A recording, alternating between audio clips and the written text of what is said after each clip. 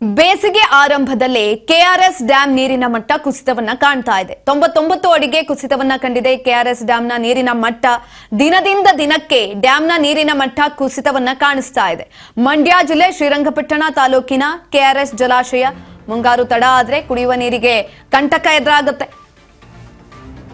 99 ಅಡಿಗೆ ಕುಸಿತವನ್ನ ಕಂಡಿರುವಂತದ್ದು ಜಲಾಶಯದ ನೀರಿನ ಮಟ್ಟ. ಕೆಆರ್ಎಸ್ ಜಲಾಶಯದ ನೀರಿನ ಮಟ್ಟ ದಿನದಿಂದ ದಿನಕ್ಕೆ ನೀರಿನ ಮಟ್ಟ ಕುಸಿತವನ್ನ ಕಾಣಿಸ್ತಾ ಇದೆ. ಮಂಡ್ಯ ಜಿಲ್ಲೆ ಶ್ರೀರಂಗಪಟ್ಟಣ ತಾಲೂಕಿನ ಕೆಆರ್ಎಸ್ ಜಲಾಶಯ ಇದು. ಮುಂಗಾರು ತಡ ಆದ್ರೆ ಕುಡಿಯೋ ನೀರಿಗೂ ಕೂಡ ಕಂಟಕ ಎದುರಾಗುವ ಸಾಧ್ಯತೆ ಇದೆ. ಸಿಲಿಕಾನ್ ಸಿಟಿ ಜನರಿಗೆ ನೀರಿನ ಸಮಸ್ಯೆ ಎದುರಾಗುವ ಭೀತಿ ಎದುರಾಗ್ತಾ ಇದೆ.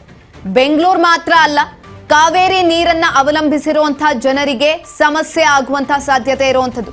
124.80 ಅಡಿ ಗರಿಷ್ಠ ಮಟ್ಟ ಹೊಂದಿರುವಂತಹ ಕೆಆರ್ಎಸ್ ಜಲಾಶಯ ಇದು. ಕೆಆರ್ಎಸ್ ನೀರಿನ ಮಟ್ಟ ಕುಸಿತವನ್ನ ಕಂಡಿರುವಂತದ್ದು. ಗರಿಷ್ಠ ಮಟ್ಟ 124.80 ಅಡಿ. ಸದ್ಯದ ಶೇಖರಣೆ ಇರುವಂತದ್ದು 99 ಅಡಿ. ಡೆಡ್ ಸ್ಟೋರೇಜ್ ಆಗಿರುವಂತದ್ದು 7 TMT. ಬಳಕೆಗೆ ಲಭ್ಯ ಸಿಗ್ತಾ ಇರುವಂತದ್ದು ನಮಗೆ 15 TMC.